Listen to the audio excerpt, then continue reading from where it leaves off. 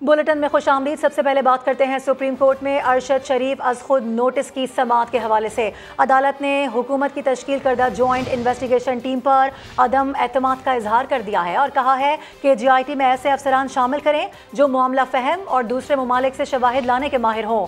अरशद शरीफ की वालिदा भी अदालत में पेश हुई, जिन्हें चीफ जस्टिस ने मुकम्मल इंसाफ फराहम करने का यकीन दिलाया है। अदालत ने हुक्म दिया है कि कल तक GIT के तमाम नामों से आगाह किया जाए, तफ्तीश सीनियर और आज़ाद अफसरान से करवाई जाए। वजारत खारजा शवाहिद जमा करने में GIT की मुकम्मल मुआवनत करे। अक़वाम मुत्तहिदा समेत आलमी इदारों से भी मुआवनत ज़रूरी हो तो हासिल की जाए। अरशद शरीफ के अहले खाना से तमाम मालूमात शेयर की जाएँ। केस की समाअत जुमेरात को भी जारी रहेगी। बिल्कुल, इस हवाले से हम आपको अपडेट कर रहे हैं। यहाँ पर आपको बताएं कि सुप्रीम कोर्ट में अरशद शरीफ अज खुद नोटिस की समाअत के हवाले से अदालत ने हुकूमत की तश्कील करदा जॉइंट इन्वेस्टिगेशन टीम पर अदम एतमाद का इजहार कर दिया है और कहा है कि GIT में ऐसे अफसरान शामिल करें जो मामला फहम और दूसरे ममालिक से शवाहिद लाने के माहिर हों।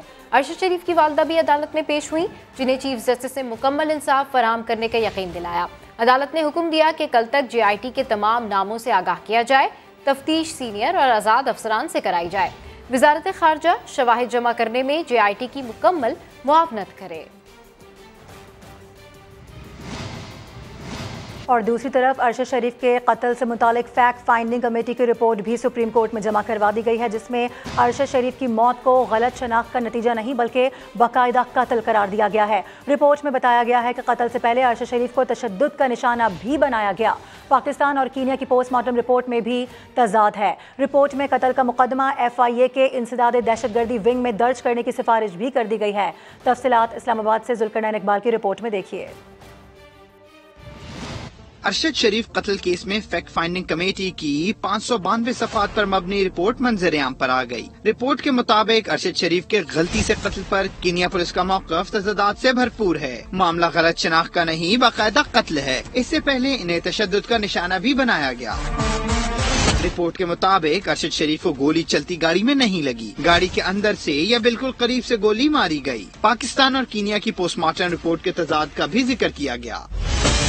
रिपोर्ट में कहा गया है कि कीनिया पुलिस ने तहकीकात में कोई मुआवनत नहीं की कि इसमें गैर मुल्की अफराद का किरदार भी अहमियत का हामिल करार। कीनिया में मकतूल के मेजबान खुर्रम और वकार का किरदार भी मजीद तहकीक तलब है। खानदान और दोस्तों के मुताबिक अरशद शरीफ को कत्ल की धमकियां भी दी गयी। ये धमकियां किसने दी, कोई सबूत न मिल सका। फैक्ट फाइंडिंग कमेटी ने कत्ल का मुकदमा FIA के इंसदाद दहशतगर्दी विंग में दर्ज करने की सिफारिश की है।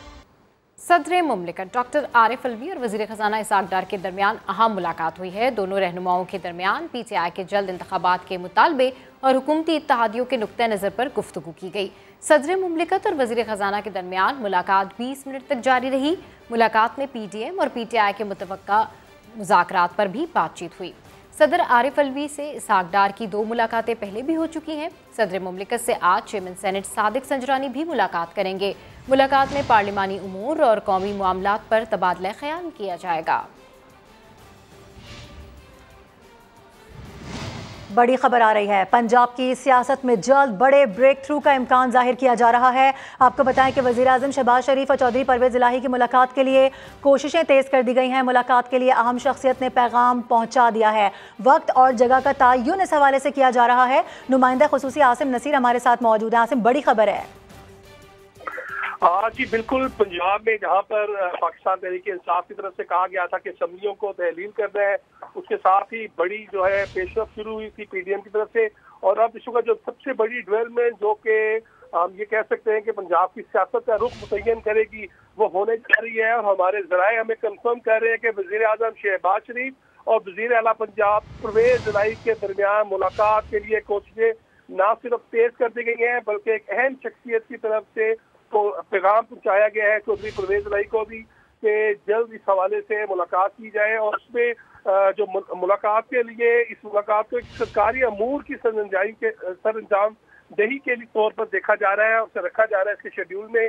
लेकिन जरा ये बता रहे हैं कि अभी वक्त और जगह जो है वो ज़ेरे गौर है कि एक लाहौर भी होती है, ये इस्लामाबाद में ये बड़ी बैठक होती है, लेकिन दोनों तरफ से बर्फ को पिघल जाने का जो है इशारा दिया जा रहा है। और यही कहा जा रहा है कि वज़ीर आला पंजाब और वज़ीर आज़म की बहुत जल्द मुलाकात मुतवक्को है, जिसमें अहम फैसले होंगे पंजाब की सियासत के, ये किस दिन होती है, किस वक्त होती है। ठीक है, इस बड़ी खबर से मुतालिक आप आगाह कर रहे हैं, बेहद शुक्रिया।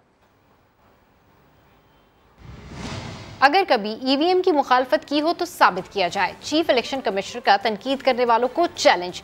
इस्लामाबाद में तकरीब से खिताब करते हुए सिकंदर सुल्तान राजा का कहना था, इलेक्शन कमीशन के लिए कोई फेवरेट है, ना ही कमीशन किसी के खिलाफ है। इलेक्शन में हल्का बंदियों पर बोले, नई हल्का बंदियों के लिए इलेक्शन कमीशन को मुनासिब वक्त दरकार है। चीफ इलेक्शन कमिश्नर ने बल्दियाती इंतखाबात में ताखीर का जिम्मेदार सूबाई हुकूमतों को करार दिया। चैलेंज करता हूं तनकीद करने वालों को कि वो कहीं पे भी हमें दिखा दें इलेक्शन कमीशन ने ईवीएम या ओवरसीज़ वोटिंग की मुखालफत की। हम जल्दबाजी में ये नारा तो लगा दें कि ईवीएम इस्तेमाल होगी या ओवरसीज़ को वोटिंग का हक दिया जाएगा, लेकिन उसकी वजह से सारा जनरल इलेक्शन ही मशकूक हो जाए। हमारे लिए कोई बड़ा अहदेदार नहीं था, कोई वर्कर, हमारे लिए सब बराबर थे, और पार्टी हेड से लेके और वर्कर तक अगर किसी ने कोड ऑफ कंडक्ट की खिलाफ वर्जी की है तो इसके खिलाफ भरपूर एक्शन लिया गया। अभी दोबारा फेडरल गवर्नमेंट डिजिटल डिलिमिटेशन की बात कर रहे हैं। हमने बार बार गवर्नमेंट को सेंसिटाइज किया है कि कम से कम हमें 6 से 7 महीने डिलिमिटेशन के लिए दरकार होते हैं। अगर ये हमें जितना टाइम हमें लाजमी चाहिए नहीं दिया जाता तो हमारे लिए बड़ा मुश्किल हो जाएगा दोबारा हल्का बंदियाँ करवाना। सूबाई हुकूमतें बिल्कुल तैयार नहीं थी बल्दियाती इलेक्शन के लिए। एक तो लोकल गवर्नमेंट के कवानीन चेंज कर दिए जाते हैं, दूसरा उनके पास एक ये लीवरेज है कि वो हमें उसका बजट नहीं देते। अहम खबर आपको देंगे। Chief election commissioner Sikandar Sultan Raja की सहाफ़ियों से गैर रस्मी गुफ्तगू। कहा गया कि इलेक्शन कमीशन आम इंतखाबात के लिए तैयार है। बतौर चीफ इलेक्शन कमिश्नर तैनाती के लिए किसी से दरख्वास्त नहीं की थी। इसी हवाले से बात कर लेते हैं, जुल्करनैन इकबाल हमारे साथ मौजूद हैं। जुल्करनैन, मजीद क्या गुफ्तगू हुई है? हाँ, लेकिन चीफ इलेक्शन कमिश्नर का गैर रस्मी गुफ्तगू में कहना था कि उन्होंने अपनी तैनाती के लिए किसी से कोई दरख्वास्त नहीं की थी। तहरीक इंसाफ ने उन्हें नामजद किया, जिस पर उनके शुक्रगुजार है। उनका कहना था कि उनको भी मीडिया के जरिए पता चला था कि उन्हें तैनात कर दिया गया चीफ इलेक्शन कमिश्नर। उनका कहना था कि शेख रशीद अहमद ने बतौर मेंबर पब्लिक सर्विस कमीशन लगाने के लिए, तैनात करने के लिए वज़ीर आज़म को इस हवाले से खत लिखा था। उन्होंने ये भी कहा इलेक्ट्रॉनिक वोटिंग मशीन के सवाल के हवाले से, उन्होंने कहना था मैं बहुत बड़ा हामी हूँ इस बात का और ख्वाहिश थी कि जल्दी ईवीएम के ऊपर जो है वो काम हो जाए, लेकिन इस मामले में बड़े एहतियात से काम लेना पड़ेगा। साथ ही साथ उन्होंने कहा कि पंजाब में जो बल्दियाती कानून है उसमें ईवीएम का जिक्र जरूर किया गया कि ईवीएम के जरिए वो होगा, लेकिन इलेक्शन कमीशन ऑफ पाकिस्तान ने उन्होंने अपनी ख्वाहिश का इजहार भी किया यहाँ पर कि वो भी ऐसा ही चाहते थे। बहुत शुक्रिया, इस हवाले से आपने आगाह किया। चीनी सदर 6 साल बाद कहाँ जाएंगे, देखिए इसी बुलेटिन में तफसीलात। तहरीक इंसाफ के सेक्रेटरी जनरल असद उमर ने तौहीन अदालत केस में लाहौर हाई कोर्ट से गैर मशरूत मुआफ़ी मांग ली। कहते हैं कि मेरा मकसद किसी जज या अदलिया को निशाना बनाना नहीं था। अगर मेरी तकरीर से कोई लाइन क्रॉस हुई तो मुआफ़ी मांगता हूँ। तफसीलात रावलपिंडी से नईम जंजुआ की रिपोर्ट में देखिए। यह है कि सेक्रेटरी जनरल को तौहीन अदालत के नोटिस की समाअत Lahore high court Rawalpindi bench में हुई। असद उमर अपने वकील फैसल एडवोकेट के हमरा पेश हुए। रोस्टम पर आते ही अपनी तकरीर पर गैर मशरूत माफी मांग ली। कहा अदालतों का एहतराम करता हूँ और करता रहूंगा। मेरा मकसद किसी जज या अदलिया को निशाना बनाना नहीं था। तकरीर से कोई लाइन क्रॉस हुई है तो मुआफी चाहता हूँ।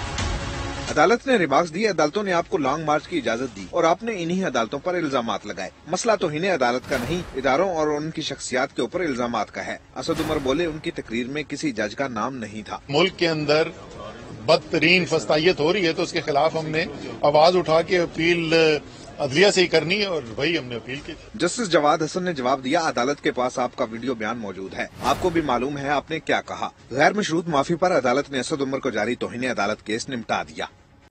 अहम खबर आपको देंगे। आपको बताएं कि वज़ीर आज़म शहबाज शरीफ के साहबजादे सलमान शहबाज ने वतन वापस आने का फैसला कर लिया है। सलमान शहबाज ने हिफाजती जमानत के लिए इस्लामाबाद हाई कोर्ट से रुजू भी कर लिया है। अहम खबर आपको दे रहे हैं, वज़ीर आज़म शहबाज शरीफ के साहबजादे के हवाले से खबर ये आ रही है कि सलमान शहबाज ने वतन वापस आने का फैसला कर लिया है। सलमान शहबाज ने हिफाजती जमानत के लिए इस्लामाबाद हाई कोर्ट से रुजू भी कर लिया है। 2 हफ्ते की हिफाजती जमानत दी जाए, दरख्वास्त में यह सदा की गई है।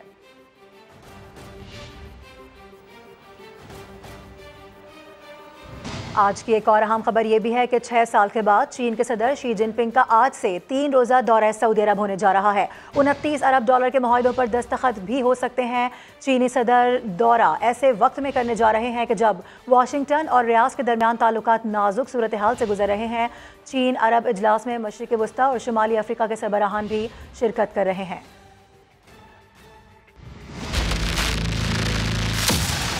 चीन अरब सरबराही इजलास, बीजिंग और रियाद ताल्लुकात में अहम संग मील।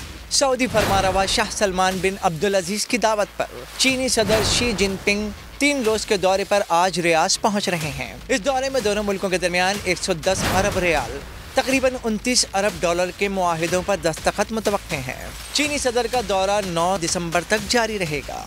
इस मौके पर रियाद और बीजिंग के दरमियान सकाफती ताउन के फरोग के लिए वली अहद मोहम्मद बिन सलमान अवार्ड का इजरा भी किया जाएगा। दीगर मुआहिदों के साथ साथ स्ट्रेटेजिक पार्टनरशिप, सऊदी अरब विजन 2030 और चीन बेल्ट एंड रोड मंसूबे पर मुश्तरका पेशरफ्त के मुआहिदों पर भी दस्तखत किए जाएंगे। ये दौरा आलमी सियासत में बहुत अहम है कि जब रियाद और वाशिंगटन के ताल्लुकात में तनाव है। आलमी तवानाई की मंडी गैर यकीनी सूरत हाल से दो चार है। इजलास में मशरिक़ वस्ता और शुमाली अफ्रीकी मुल्कों के सरबराहान शिरकत कर रहे हैं। वली अहद मोहम्मद बिन सलमान विजन 2030 के तहत मुल्की मईशत का इन्हिसार तेल के बजाय नई सनतों की तरक्की पर कर रहे हैं। सऊदी अरब नए इंफ्रास्ट्रक्चर, सयाहत के मेगा प्रोजेक्ट्स पर भारी सरमायाकारी कर रहा है। इन सारे मंसूबों में चीनी तामीराती कंपनियां उनकी मुआविन हैं। चीन सऊदी अरब इजलास की बीजिंग रियाद ताल्लुकात में बहुत बड़ी पेशरफ्त है। दुनिया भर के सरमायाकारों के लिए सऊदी अरब में बड़ी कशिश है। वली शहजादा मोहम्मद बिन सलमान के विजन 2030 प्रोग्राम में सरमायाकारों के लिए बड़े मौके हैं। अरब तजियाकार रियाद सरबराह इजलास को किस तरह से देख रहे हैं, ये जान लेते हैं। चीन सऊदी अरब इजलास दोनों मुल्कों के ताल्लुकात की अहमियत वादे कर रहा है। साबिक सऊदी सिफारतकार और तजियाकार अली इबादुल हुसैनी ने समात गुफ्तगू में इजलास की अहमियत वादे की।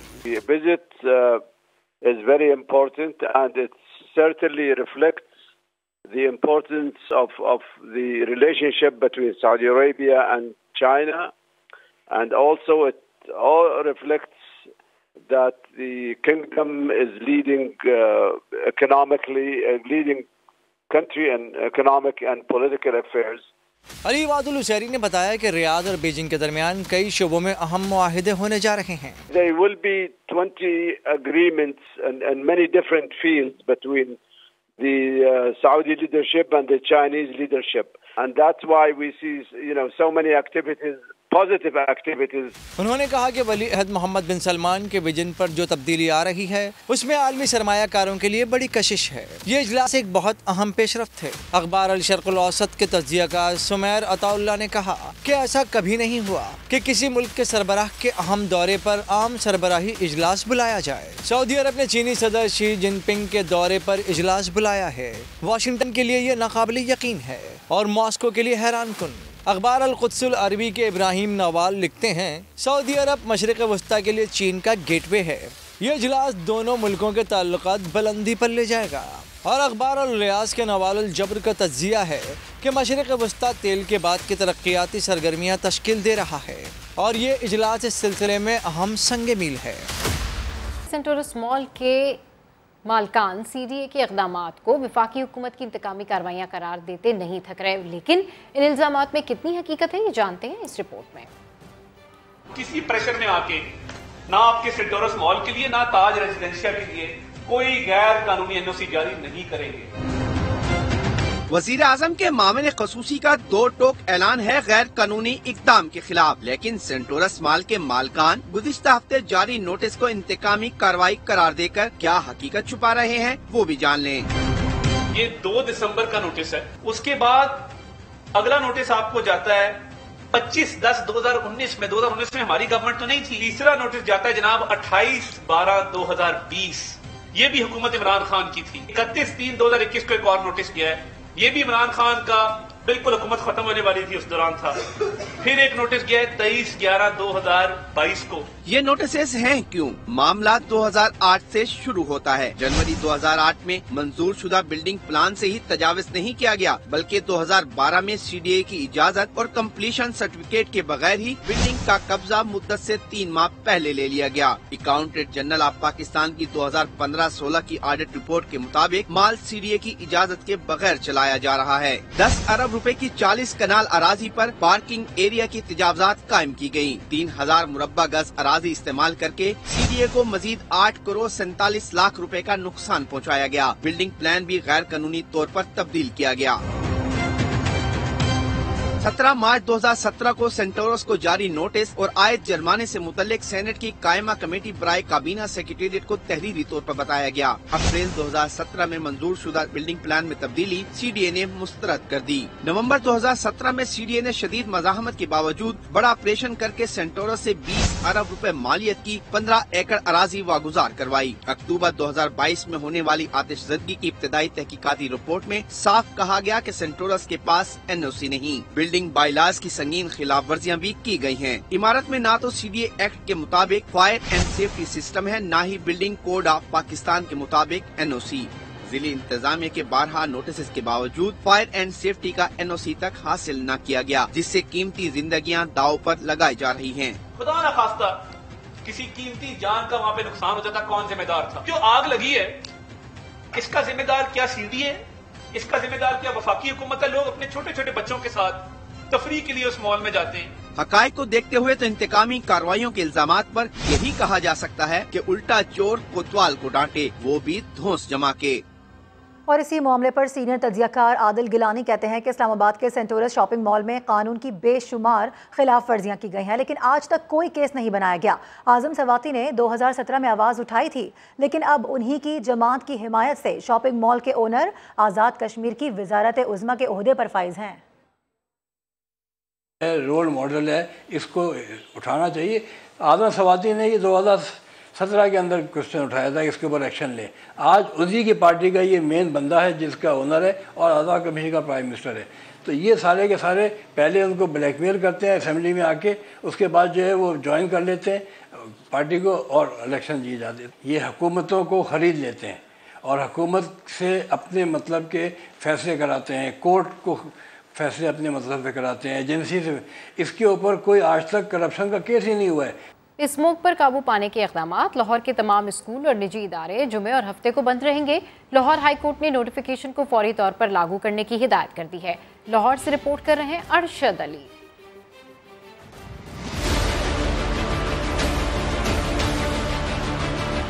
लाहौर में बढ़ती स्मोक, शहर के तमाम सरकारी और प्राइवेट स्कूल हफ्ते में 3 दिन बंद रहेंगे। पंजाब हुकूमत ने नोटिफिकेशन जारी कर दिया। लाहौर के निजी इदारे और सब ऑफिसेज भी जुमा और हफ्ता बंद होंगे। वर्क फ्रॉम होम से काम चलाया जाएगा। लाहौर हाई कोर्ट ने वर्क फ्रॉम होम और छुट्टियों के नोटिफिकेशंस के फौरी इतलाक का हुक्म दिया है। अदालत ने मार्केटों को रात 10 बजे बंद करने और इतवार को मुकम्मल बंदिश का अंदिया भी दे दिया। अदालत ने हिदायत की है कि DC लाहौर ताजिरों के साथ मीटिंग करके मार्केट्स का हतमी फैसला करें। साथी रिपोर्टर दानियाल उमर और उस्मान अलीम के साथ अरशद अली, समा लाहौर। और अभी खबर यह है कि कराची के निजी होटल में मार्बल सिटी के हवाले से रोड शो मुनक्किद किया गया है, जो नॉर्दर्न बाईपास के करीब बनाया जाएगा। सईदा जीनत इस वक्त वज़ीर आला सिंध के एडवाइज़र बराए सरमायाकारी कासिम नवीद के साथ मौजूद हैं, उनकी जानिब बढ़ेंगे। ओवर टू यू जीनत। जी बिल्कुल, कराची के निजी होटल में सिंध इकनॉमिक मैनेजमेंट जोन के तहत एक तकरीब मुनक्किद की गई, जिसमें मार्बल सिटी के हवाले से मुख्तलिफ सेशंस और डिस्कशन की गई। मेरे साथ इस वक्त वज़ीर आला सिंध के एडवाइज़र मौजूद हैं। करते हैं आज हम रोड शो करें मार्बल सिटी कराची के लिए। फ़ायदेमंद तो ये हमारे पूरे मुल्क के लिए बहुत ज़्यादा फ़ायदेमंद है, बिकॉज़ कराची के करीब पोर्ट है। हम चाहते हैं कि जो भी हमारा रॉ मटेरियल, चाहे मार्बल हो, ग्रेनाइट हो, दूसरे पत्थर हो, उसको हम यहाँ पे प्रोसेस करें और फिनिश्ड एंड प्रोडक्ट में एक एंड प्रोडक्ट क्रिएट करें और यहाँ से एक्सपोर्टेबल उसको रखें, ताकि हम दुनिया में अपनी प्रोडक्ट्स को शोकेस कर सकें। बिल्कुल, आपने गुफ्तगू सुनी। मार्बल सिटी की ख़ास बात यह है कि यहाँ पर 300 एकड़ ज़मीन पर मुहित जो है वो इस सिटी बनाई जा रही है। एक शहर वगैरह बात किया जा रहा है, इसमें 50 से ज़ायद जो है इंडस्ट्रीज़ कायम की जाएंगी और उम्मीद की जा रही है कि इस मार्बल सिटी से जो है वो कराची के लोगों की और स्पेशली पाकिस्तान के जो अफराद हैं उनकी जो है वो हालत बेहतर होगी और मुआशी सूरत हाल भी खासी उसमें बेहतरी आएगी। जी, अपडेट करने के लिए शुक्रिया Jeena. Chairman trade development authority of Pakistan Zubair Motiwala का कहना था कि मार्बल सिटी की तरह के प्रोजेक्ट पाकिस्तान के लिए इंतहाई अहम है, जिससे मुआशी सूरत हाल बेहतर होगी। इस तरह की मजीद इंडस्ट्री और एक्सपोर्ट प्रोसेस बनने चाहिए। हमें पाकिस्तान को चलाने के लिए अपनी एक्सपोर्ट बढ़ाना होगी। हमारे पास बहुत सारे ऐसे जोन्स बनने चाहिए, बहुत सारी ऐसी जो है ना इंडस्ट्रियल जोन्स बनने चाहिए, स्पेशल इकोनॉमिक जोन्स होने चाहिए और आपका एक्सपोर्ट प्रोसेसिंग जोन्स और होने चाहिए ताकि हम जो है हमारा एक्सपोर्ट्स बढ़ सके। आज जो हमारे पास प्रॉब्लम है सबसे बड़ा वो फॉरेन एक्सचेंज का है और फॉरेन एक्सचेंज अगर नहीं मिलता तो कुछ भी नहीं है और ये पाकिस्तान तो चल ही नहीं सकता। पाकिस्तान जब भी चलेगा जब हम अपनी एक्सपोर्ट्स बढ़ाएँ। एक्सपोर्ट्स बढ़ाने के लिए हमको एटमॉस्फेयर क्रिएट करना पड़ेगा। I think marble city is one of the steps to that direction. Welcome back. Karachi के इलाके बल्दिया टाउन में गुज़िश्ता रोज़ 11 दिन की बच्ची के मुबैन अगवा का ड्रॉप सीन हो गया है। अगवा का इल्ज़ाम लगाने वाली ऐनी नामी खातून की वालिदा ने हकीकत बता दी। इस हवाले से रिपोर्ट कर रहे हैं अहमद रहमान खान। ये वो नन्ही परी सिद्रा है जिसके 6 दिसंबर को होने वाले मुबैना अगवा ने पुलिस की दौड़े लगवा दी थी, लेकिन 24 घंटों से पहले ही केस का ड्रॉप सीन हो गया और बच्ची के अगवा का इल्ज़ाम लगाने वाली खातून की वालिदा ने पुलिस को हकीकत बता दी। ऐनी नामी खातून की वालिदा के मुताबिक उनकी बेटी को कोई औलाद नहीं है, जिसकी वजह से उसने सिद्रा को पालने के लिए लिया था। ये बच्ची जो है ना हमारी नहीं थी, ठीक है। इस बच्ची को जो है ना इसको बच्ची को दे दिया। ठीक है, आपकी बच्ची ने किसी से ये बच्ची ली थी 11 दिन वाली जो गुमी है? ठीक है, ये किसी से ली थी। मतलब ये लिख के दे हमारे को बच्ची, तो जब हम लेंगे ठीक है मैं अपने दामाद से भी ये बात करूँगी। तो मेरी बेटी ने बोला नहीं अम्मी किसी की बच्ची ये फेंक फाक देगी तो शायद पाल लेगा। ऐनी की वालिदा ने बताया कि उन्होंने असल वालिदा के मांगने पर सिद्रा को वापस कर दिया है। यहाँ से लेके बच्ची गई है, बच्ची को इसको ऐनी को उसने तड़ी लगाई। तेरे घर पे मैं पुलिस रंजिश लेके आती है, मेरी बच्ची 11 बजे मुझे वहाँ पे मिलनी चाहिए जंगल स्कूल। ठीक है, आप ठीक है, आप दी है। मैंने उसकी माँ को बच्ची दी, हाँ उसकी माँ को जिसकी बच्ची थी आपने दे दी उसको। ऐनी नामी खातून ने गुज़िश्ता रोज दावा किया था कि बल्दिया मुशर्रफ कॉलोनी से उसकी बेटी को मोटरसाइकिल सवार छीन कर ले गए हैं, लेकिन पुलिस ने इब्तिदाई तहकीकात में ही वाक़े पर शक का इजहार कर दिया था। कैमरामैन ज़िशान अली के साथ अहमद रहमान खान, समाग, कराची। और अभी खबर यह है कि फ़िज़ाई तैयारे के हादसे को 6 साल गुजर गए हैं, लेकिन हवेलियाँ की फ़िज़ा आज भी सोगवार है।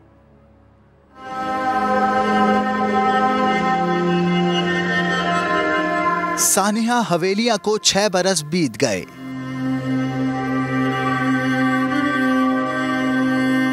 चित्राल से उड़ान भरने वाला PIA का तैयारा हवेलिया में गिरकर तबाह हुआ था। वाक़े में मारूफ मजहबी स्कॉलर जुनैद जमशेद समेत 47 अफराद शहीद हुए। जाए हादसा पर स्कूल के बच्चों ने फातिहा ख्वानी की। शोहदा के इसाले सवाब के लिए कुरान करीम की तिलावत और नात ख्वानी भी की गई। मेरा गफलत में डूबा दिल बदल दे, हवा हिर्स वाला दिल बदल दे। तलबा का कहना था कि शोहदा को खराज अकीदत पेश करने आए हैं। बच्चियों ने हादसे की जगह फूलों का गुलदस्ता भी रखा। 6 साल गुजरने के बावजूद आज भी अवाम अफसोसनाक सानिया को फरामोश नहीं कर सके। आतिफ कयूम, काक, बटोलनी।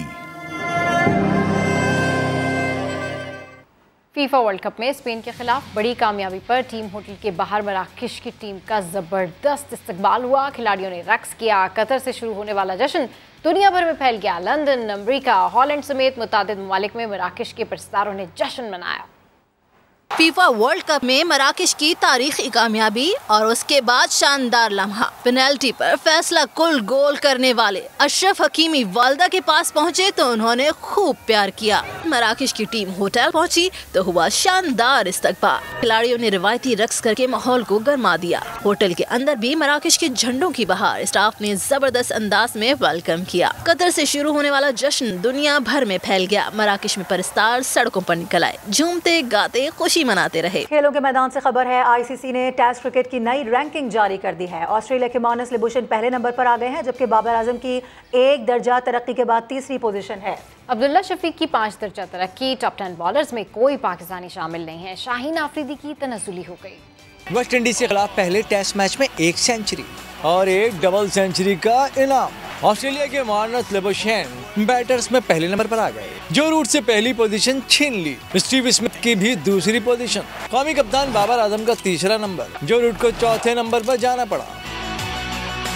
रावलपिंडी टेस्ट के सेंचुरी मेकर अब्दुल्ला शफीक का 5 दर्जा तरक्की के बाद 15वां नंबर है। Wicket keeper batter Mohammad Rizwan 17वें नंबर पर मौजूद हैं।